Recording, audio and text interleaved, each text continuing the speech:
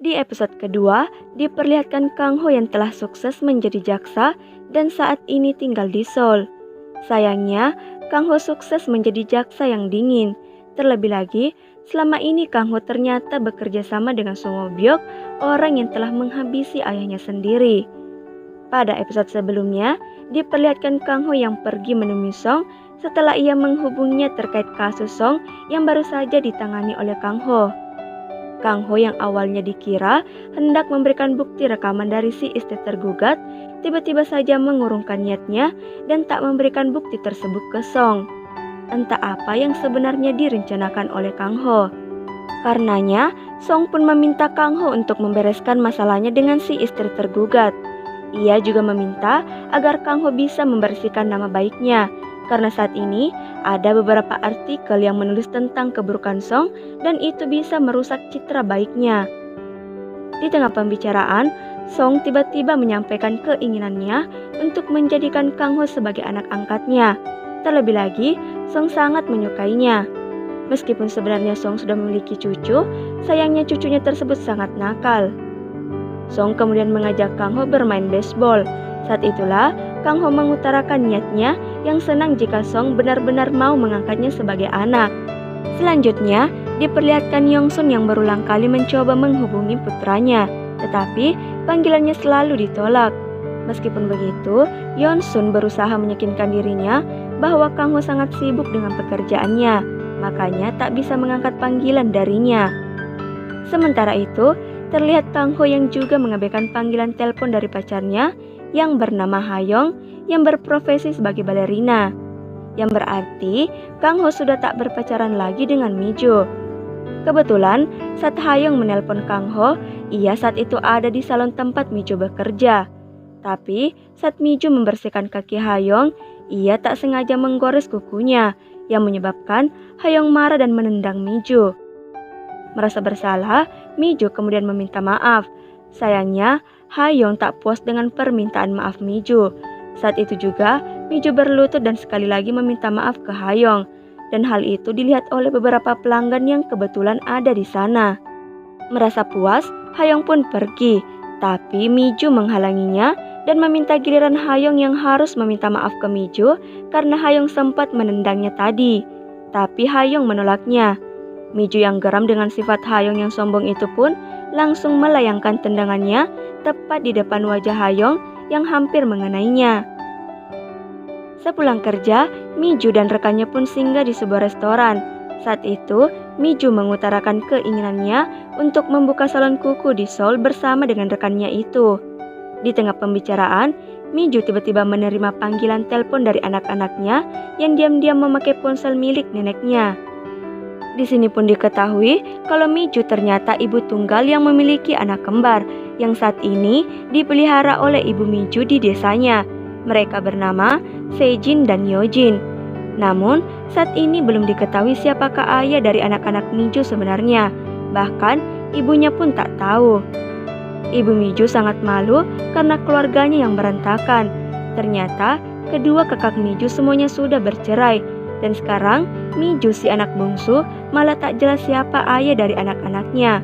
Karena itulah, ibu Mi-ju berbohong ke warga desa kalau saat ini Mi-ju tinggal di Amerika.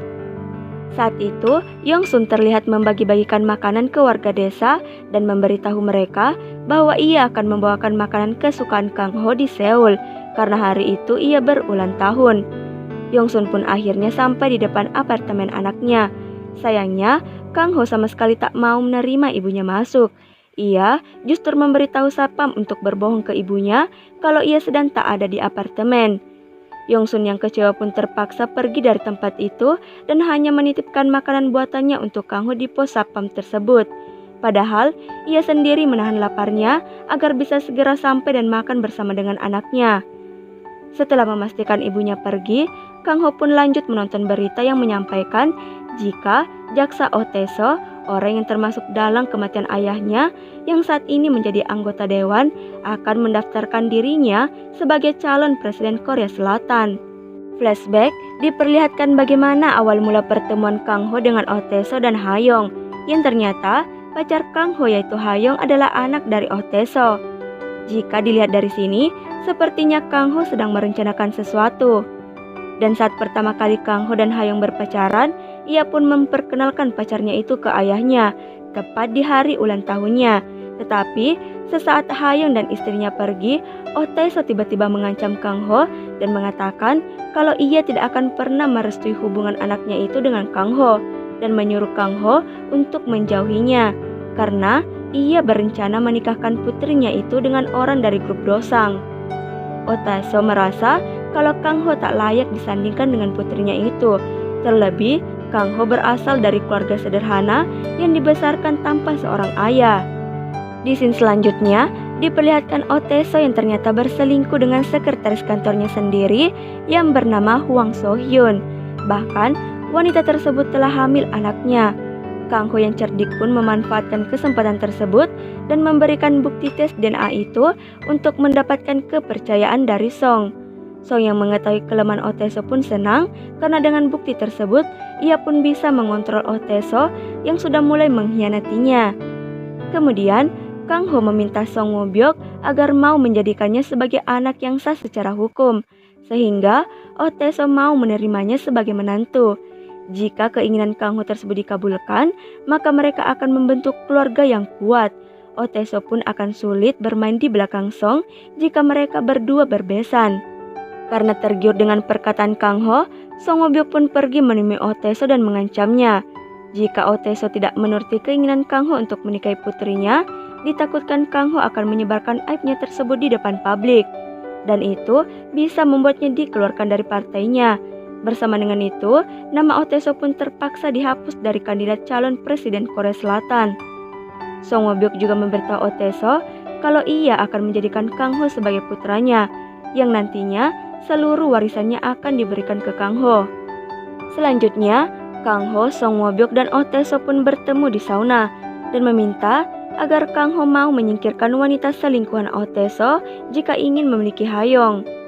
Malam itu juga, Kang Ho pun melaksanakan permintaan Oh Tae-so. Ia berpura-pura akan mengantar wanita tersebut di tempat aman agar Oh Tae-so tak menemukannya dan bayinya. Kang Ho kemudian memberikan kopi ke wanita tersebut yang ternyata di dalamnya telah ia campur dengan obat tidur. Selanjutnya, Kang Ho mendorong mobil tersebut hingga tenggelam bersama dengan wanita dan bayinya itu. Tak lupa, ia mengirimkan bukti kejahatannya itu ke Oh Tae-so dan Song Woo-byuk. Di scene selanjutnya, diperlihatkan Miju dan rekannya yang berhasil membuka salon kuku di Seoul. Saat itu Miju bertekad akan mengumpulkan uang yang banyak dari hasil salon kuku mereka nanti, agar bisa ikut membawa anak kembarnya itu di Seoul. Sementara, di rumah Yongsun terlihat warga desa yang berdatangan membantunya mempersiapkan makanan untuk menyambut kedatangan Kang Ho bersama calon istrinya. Sesampainya mereka di desa, Kang Ho dan Hayong tampak tak suka melihat semua warga yang ada di sana menyambut mereka dengan tingkah yang aneh. Terlebih lagi, saat Hayong melihat calon mertuanya itu lupa melepas label harga dari bajunya. Yongsun yang tampak senang dengan kehadiran anak dan calon menantunya itu pun menyuruh mereka untuk masuk di dalam rumah. Ia kemudian memberikan satu set perhiasan yang sengaja Yongsun beli di kota untuk ia berikan ke Hayong. Tapi Kang Ho menyuruh Hayong untuk menunggunya di luar karena ada hal penting yang ingin Kang Ho sampaikan ke ibunya. Saat itu juga, Kang Ho menyerahkan surat adopsi yang harus ditandatangani oleh Yongsun yang isinya mengatakan bahwa ibu Kang Ho setuju jika Song Woo-byuk mengadopsi Kang Ho sebagai anaknya. Betapa hancurnya perasaan Yongsun dengan keputusan anaknya tersebut.